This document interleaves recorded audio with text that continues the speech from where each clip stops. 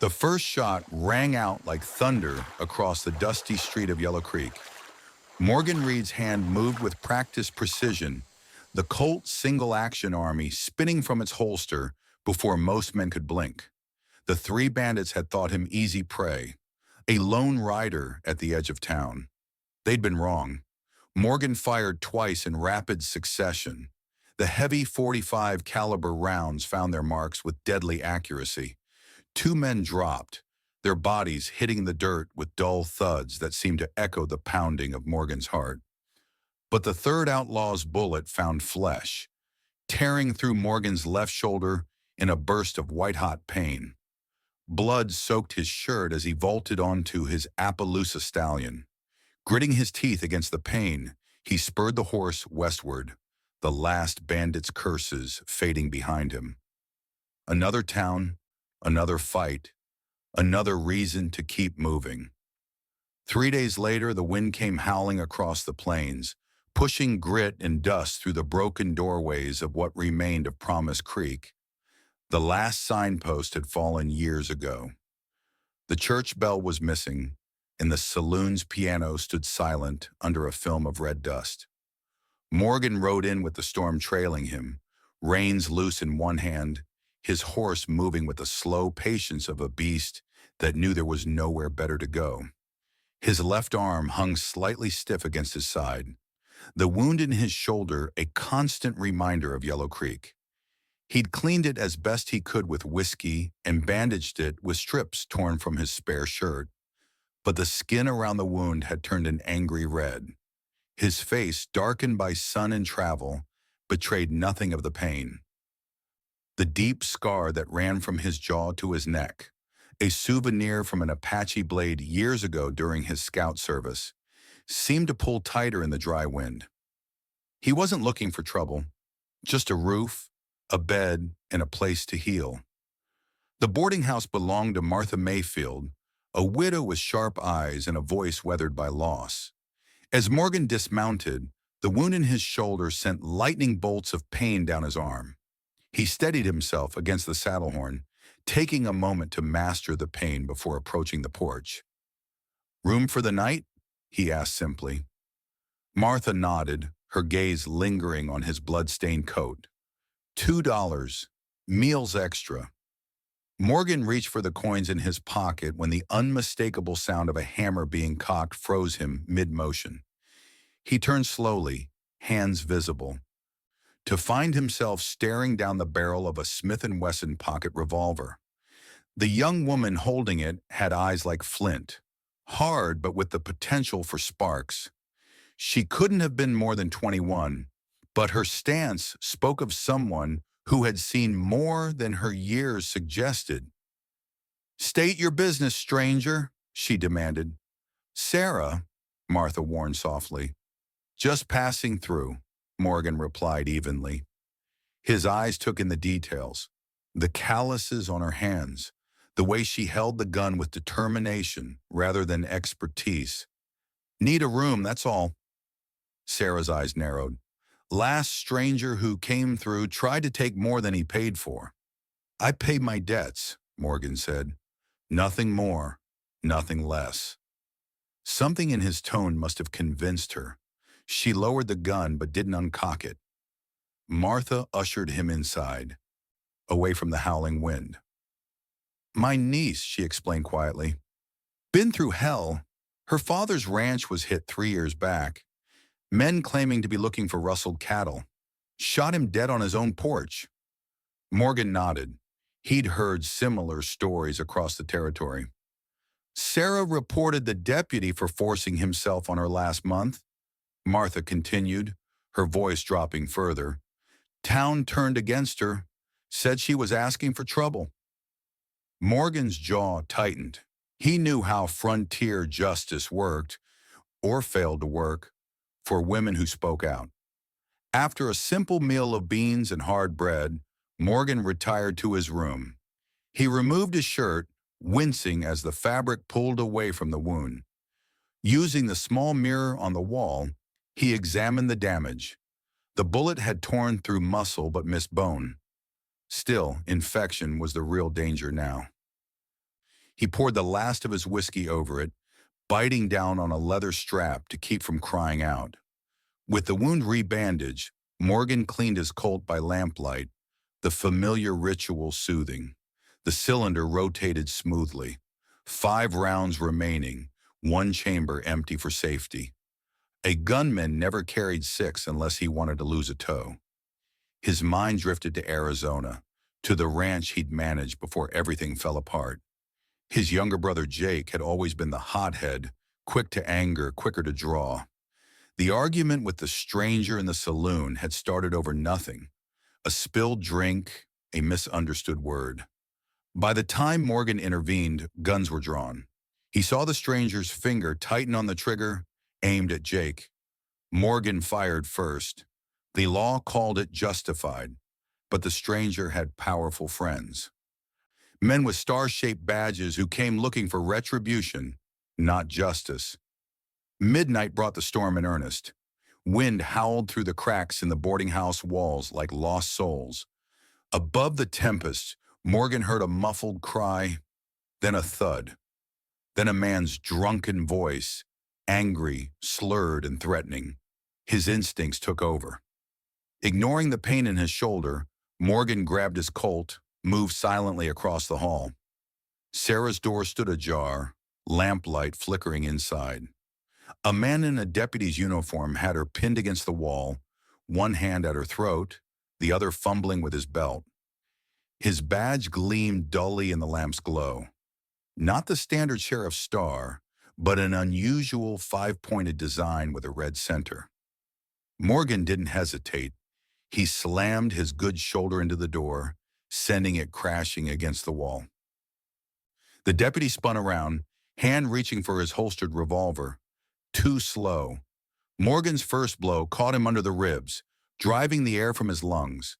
The second, a precise strike he'd learned from an Army scout, sent the deputy crashing into the dresser. "Get out!"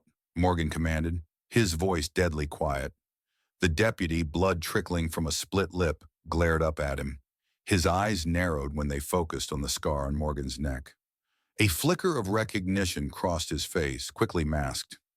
"You just signed your death warrant, stranger." His eyes, bloodshot from whiskey, narrowed. "Name's Jason Ryder. Remember it. It's the man who'll put you in the ground." After Ryder staggered out, Morgan turned to Sarah.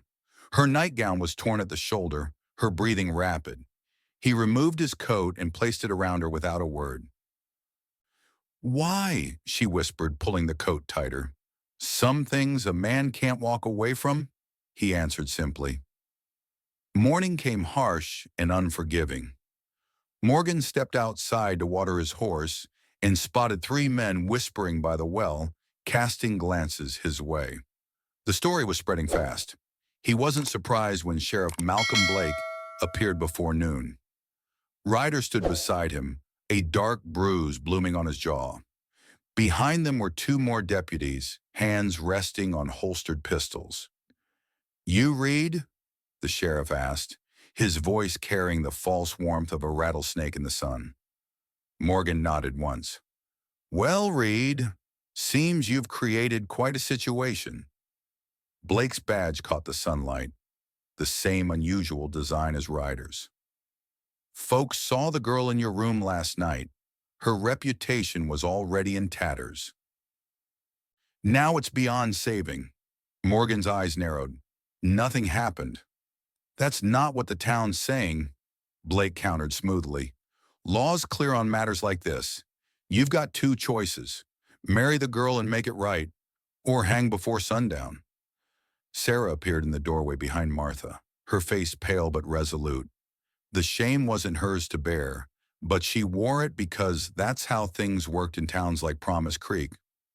Morgan studied the sheriff closely, noting the way his hand rested near his holster, the confidence born of unchallenged power.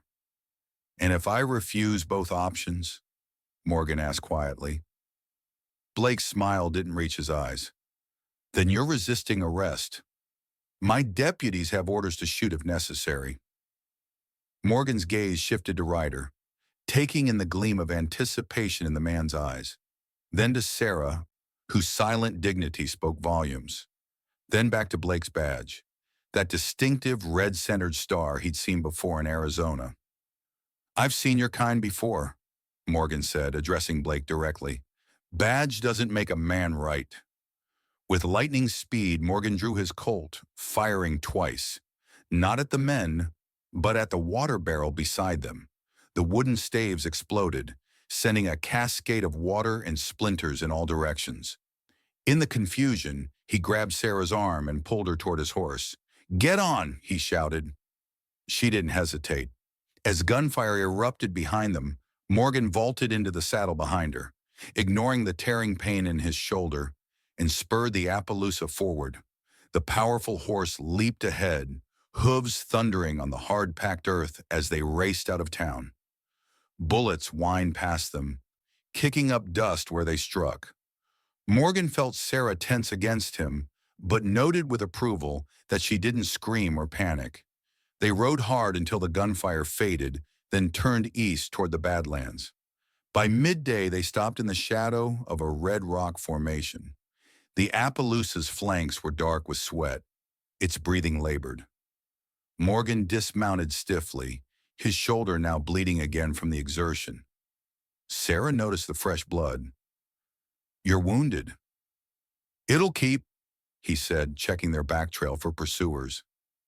Sarah tore a strip from her petticoat and helped him rebandage the wound. "This needs stitching." "Later," Morgan said. "They'll be following." Sarah scanned the horizon. "Blake and his men. They're not ordinary lawmen, are they?" Morgan shook his head, the pain making his voice tighter than usual. "That badge, I've seen it before." "Where?" "Arizona. Men wearing those badges killed my brother." Morgan's eyes hardened.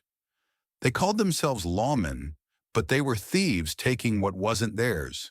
Sarah's expression changed. "The men who killed my father wore badges like that, said they were looking for rustled cattle, but there was no stolen stock. Just our land. Prime grazing with water rights." The pieces began to fall into place. Morgan had heard rumors throughout the territory. Ranchers forced out, small homesteads burned, always with some flimsy legal justification. "Your father fought back?" Sarah nodded. "He reached for the deed papers to prove the land was ours. They shot him before he could show them." She paused, looking toward Promise Creek. "What about my aunt?" "She's still back there with them." "Martha's smart," Morgan assured her. "She survived this long. She'll know to lay low until this blows over." They rode east, keeping to the rough country where tracking would be harder. Morgan pushed the pace, knowing that distance was their only advantage. By sunset, they spotted a cluster of abandoned buildings, half buried in sand. The remains of Harrison's mine, according to a weathered sign. The main building offered shelter from the wind that had begun to rise again. Inside, dust covered everything: old mining equipment, ledgers, and maps. Morgan secured the doors while Sarah found a lantern that still had oil. "Why are you helping me?" she asked as a small flame cast shadows across the walls. Morgan sat heavily, his face pale from the day's ride. The wound in his shoulder throbbed mercilessly. "Some men deserve killing, others deserve saving. I've done both." Sarah brought him water from their dwindling supply, then used the rest to clean his wound properly. "My father used to say a man's character shows in the enemies he makes." Morgan almost smiled. "Your father sounds like he was a wise man." "He was." She fell silent, then asked, "What happened to your brother? In Arizona?" Morgan's face darkened. "Bar fight. A stranger drew on him. I shot first." He paused. "The law cleared me, but the stranger had connections. Men with those red-centered badges came after me, said I'd murdered one of their own." Sarah moved to a dusty desk in the corner, where mining records lay scattered. Harrison's was one of the biggest silver mines in the territory before it played out. She began examining the papers by lantern light. Morgan kept watch at the window, his Colt ready despite the weakness spreading through him from the wound. "Morgan," Sarah's voice cut through the quiet. Look at this. She held up a leather-bound ledger. Inside were columns of figures, dates, and names. But more importantly, there were notes in a bold hand. Payments to officials, special arrangements with landowners, and a list of properties marked for acquisition. One page made Sarah's hands tremble. Mayfield property cleared. Witness disposed. Morgan studied the ledger carefully. This connects Blake to your father's murder, and more. There's a symbol stamped on the back page, Sarah pointed out. The same as their badges. The emblem was ornate, a five-pointed star with a red circle in the center, and the words Pacific Rail Trust inscribed around it. The Pacific Rail Trust, Morgan read aloud. I've heard whispers. They're not just a railroad company. They're land speculators, politicians, bankers, powerful men buying up the territory before the tracks even arrive. So they're not lawmen at all, Sarah realized. They're hired guns with badges, Morgan confirmed. Blake's probably their enforcer. They identify valuable land, then clear it, by force if necessary. When the railroad comes through, property values multiply tenfold.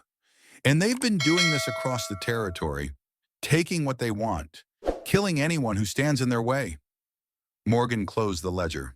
This is evidence. Enough to bring down Blake and whoever's backing him. Evidence only matters if someone sees it, Sarah countered. The nearest federal marshal is at Fort Clayton, 2 days' ride east. Morgan nodded. Then that's where we're headed. He looked down at his shoulder. But first, you were right.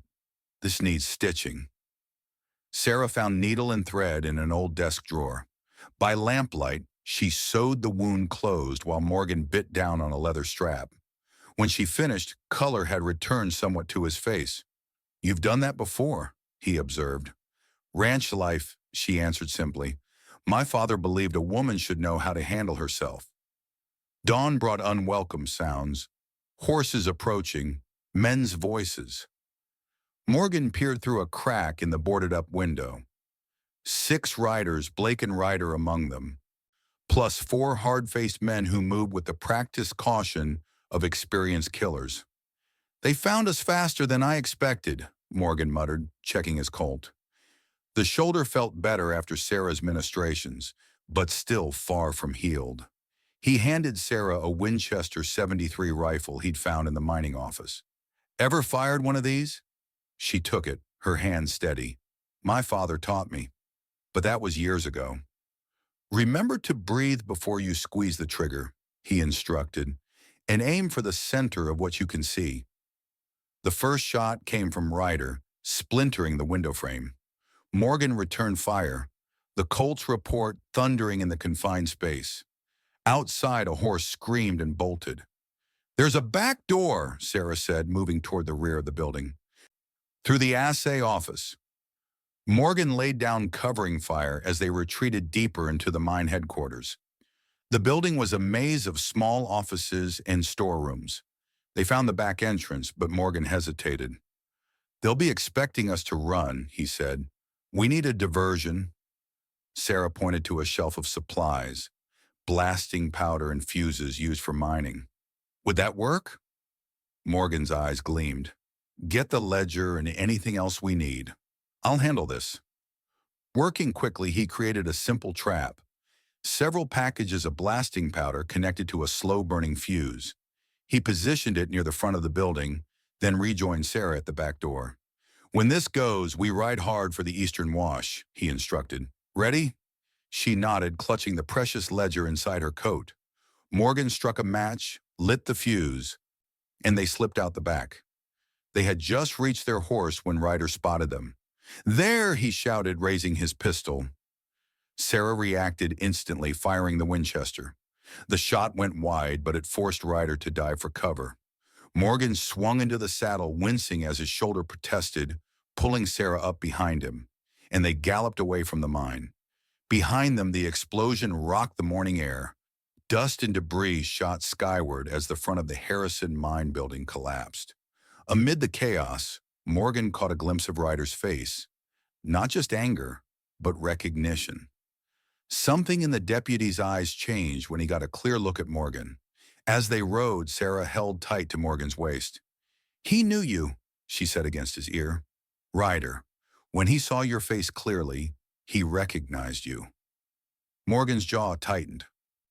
"I've never met him before." "But he knows you," she insisted. The realization hit Morgan like a physical blow. "Jake," he muttered. "He must have known Jake." They rode hard through the morning, following dry creek beds where their tracks would be harder to follow. By midday, the desert heat was merciless. Morgan's wound throbbed less thanks to Sarah's stitching, but the heat and exertion were taking their toll. They stopped briefly in the shade of a rock outcropping. While the horse drank from their canteen, Sarah examined the ledger again. "There's more here," she said. "Names of other ranches, other families. Dozens of them across 3 territories." Morgan looked over her shoulder at the damning evidence. "This isn't just about land for a railroad. This is organized theft on a massive scale. Why would a sheriff be involved in this? Power. Money." Morgan's expression darkened. "Men like Blake don't wear badges to uphold the law. They wear them to hide behind the law." They continued east as the afternoon wore on. The landscape changed subtly. More scrub brush, occasional patches of grass, signs they were approaching better country. Rounding a bend in a dry riverbed, Morgan reined in sharply. Ahead, the ground opened into a small canyon, and at its mouth stood 4 mounted men. Not Blake's posse, these wore the distinctive blue uniforms of the U.S. Cavalry. Morgan approached cautiously, his hand near his holster. "State your business," called the sergeant in charge. "We're bound for Fort Clayton," Morgan answered. "Have important business with the commander there." The sergeant studied them suspiciously. "Fort's under alert. Raiders hit a settlement 2 days back." Morgan made a quick decision. He dismounted slowly, then raised his right hand, making a gesture that hadn't been used since the war. The sergeant's eyes widened. "You served?" "Scouts, 4th Cavalry, under Colonel Mackenzie." The sergeant relaxed slightly. "Sergeant Davis, 9th Cavalry. What's your business at the fort?" Morgan nodded toward the ledger. "Evidence of corruption. Sheriff Blake of Promise Creek is working for railroad interests, forcing people off their land. He's murdered for it." Davis considered this, then nodded. "We'll escort you in. Commander will want to hear this." The cavalry escort proved fortunate. As they approached the fort the next morning, a lookout spotted dust on the horizon. Blake's posse still in pursuit. Fort Clayton stood on a low rise, its wooden walls and watchtowers a welcome sight after days in the wilderness. The gates swung open at the sergeant's approach, and they rode into the safety of the compound. Captain James Harrington met them in his office. A spare room with maps covering the walls and a desk piled with reports. He was younger than Morgan expected, but his eyes held the weariness of command. "Sergeant Davis says you have evidence of serious crimes," he began without preamble. Sarah placed the ledger on his desk. "Sheriff Blake and his deputies murdered my father 3 years ago. They've been terrorizing ranchers and homesteaders across the territory, clearing land for the Pacific Railroad." Harrington began examining the ledger, his expression growing darker with each page. "This is damning evidence. Names, dates, payments." The door burst open. Sheriff Blake stood there, flanked by 2 soldiers. His clothes were dust-covered, his face set in lines of rage. "Captain," he said formally, "I've been pursuing these fugitives for days. The man is Morgan Reed, wanted for murder in Arizona territory. The woman is an accomplice." Harrington looked between them, his hand moving to rest near his sidearm. "Serious accusation, Sheriff. Do you have warrants?" Blake produced papers from inside his coat. "Signed and legal." Morgan stepped forward. "Ask him about the badge he wears. Ask him about the Pacific Rail Trust and the land they've been stealing." Blake's face flushed. Lies from a murderer. The ledger, Sarah interjected. It has proof of everything. The murders, the land grabs. His signature is on orders to kill my father. Harrington studied the documents Blake had provided, then looked back at the ledger. His decision was visible in his eyes before he spoke. Sheriff, I'm placing you under military custody pending investigation of these allegations. Blake's hand moved toward his gun. You're exceeding your authority, Captain. And you're reaching for a weapon in my fort, Harrington countered. He nodded to the soldiers behind Blake. Disarm him. What happened next unfolded with terrible speed. Blake drew and fired in one motion, hitting one of the soldiers. Ryder and two of their men burst through the doorway, guns already drawn. Morgan shoved Sarah behind the desk as he pulled his Colt. The office erupted in gunfire. Harrington took a bullet to the arm but managed to draw his service revolver. Morgan fired twice, hitting one of Blake's men center mass. The fighting spilled out into the fort's central yard. Soldiers ran to respond, but Blake and his men had positioned accomplices at strategic points. What had seemed like sanctuary became a battlefield. Morgan found himself pinned down behind a water trough, exchanging fire with Ryder, who had taken position behind a supply wagon. Sarah was nearby, the Winchester clutched in her hands, her face pale but determined. That ledger is the only proof, Morgan told her. If we die, make sure it survives. Across the yard, Ryder called out, Reed, I know who you are. Your brother died squealing like a stuck pig. The taunt hit Morgan like a physical blow. You were there, he called back. When Jake died, I put the bullet in him myself, Ryder laughed. After you ran. A cold rage swept through Morgan, clearing his head, steadying his hand. The pain in his shoulder vanished. You're lying. I killed the man who shot at Jake. You killed his partner, Ryder shouted. I was waiting outside. Found your brother trying to crawl away. Put two in his back. His voice carried cruel pleasure. He died slow, calling your name. Morgan's world narrowed to a single point. The knowledge that had haunted him for years, that he'd failed to save Jake, crystallized into pure fury. This wasn't just about Sarah or the ledger anymore. This was about finishing what had started in that Arizona saloon. Sarah, he said quietly, when I move, get to Harrington. Make sure that ledger reaches the right people. She nodded, understanding in her eyes. What are you going to do? Morgan checked his Colt. 2 rounds left. What I should have done years ago. Rising from cover, he walked forward, each step deliberate. Bullets kicked up dust at his feet, but he didn't flinch. His focus was absolute. Ryder, the man who had murdered his brother, the man who had tried to force himself on Sarah, the man who represented everything corrupt and vile that Morgan had been running from. Ryder stood, his own pistol raised.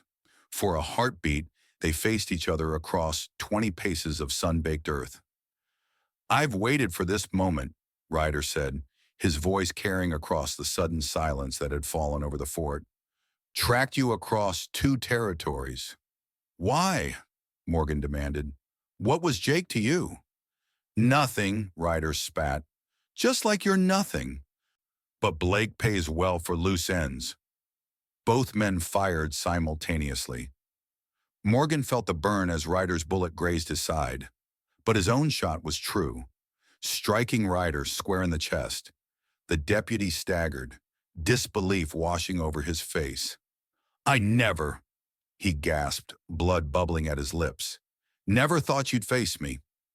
Morgan walked to him, standing over him as life drained from his eyes. My brother's name was Jake Reed. Remember it in hell. Ryder's eyes glazed over, and he slumped to the ground, dead. The remaining gunmen, seeing their leader fall, threw down their weapons. Blake, wounded in the leg, was dragged from his hiding place by fort soldiers. In the sudden quiet, Morgan stood over Ryder's body, looking down at the man who had haunted his nightmares for years. He felt no triumph, only a hollow sense that one chapter had finally closed. Sarah approached, the Winchester still in her hands. "Is it over?" she asked softly. Morgan turned to her. "For them, yes." 2 weeks later, they stood outside the courthouse in Tucson. The trial had been swift, the evidence in the ledger too damning to ignore. Blake was sentenced to hang for multiple counts of murder and corruption. The surviving members of his gang received long prison terms. The Pacific Rail Trust executives who had orchestrated the land grab were indicted on multiple counts of conspiracy and murder. Sarah had been granted full restoration of her family's ranch, plus damages. Her Aunt Martha had been brought to Tucson under military escort to testify against Blake and was now safe, staying with Sarah in town. As Blake was led away to await his execution, Sarah turned to Morgan. "What will you do now?" He looked eastward toward the mountains. "Haven't decided yet. The ranch needs a foreman," she said simply. "Someone who knows cattle and can handle trouble if it comes." Morgan studied her face, no longer haunted by fear, but strong with purpose. This wasn't about romance or gratitude. It was about building something that had been broken, about honor and duty. "Why would you want me to stay?" he asked. Sarah met his gaze squarely. "Because you're the only man I've met who doesn't walk away when things get hard." Morgan nodded slowly. He'd spent years running from his past. Perhaps it was time to stand still, to build rather than escape. "I'll stay through winter," he said finally. "After that, we'll see." It wasn't a promise of forever, but for a man who had lived day to day, it was commitment enough. A month later, Morgan stood on the porch of the rebuilt Mayfield ranch house. The wound in his shoulder had healed to a dull ache that would likely remain with him, but it was a small price to pay. Sarah worked in the garden nearby, while Martha sat in a rocking chair, mending clothes. They'd brought in 3 ranch hands, honest men who'd known Sarah's father, and the small herd was growing again. For the first time in years, Morgan Reed wasn't looking over his shoulder. The ghost that had driven him from town to town had finally been laid to rest. Jake's killer was dead. The men who had corrupted the law for profit were facing justice, and he had found something he never expected, not just a place to stay, but a purpose. As the sun set over the western mountains, painting the desert in gold and crimson, Morgan felt the weight of his Colt at his hip. He would always be ready if trouble came. But for the first time since that fateful night in Arizona, he wasn't looking for the next fight or the next town. He was looking ahead to land that needed tending in a future that, while uncertain, at least existed. Behind them, the desert stretched vast and unforgiving, a reminder of all they had survived. Ahead lay mountains, grass, and the possibility of peace. Morgan Reed, gunslinger and wanderer, had finally found something worth standing for.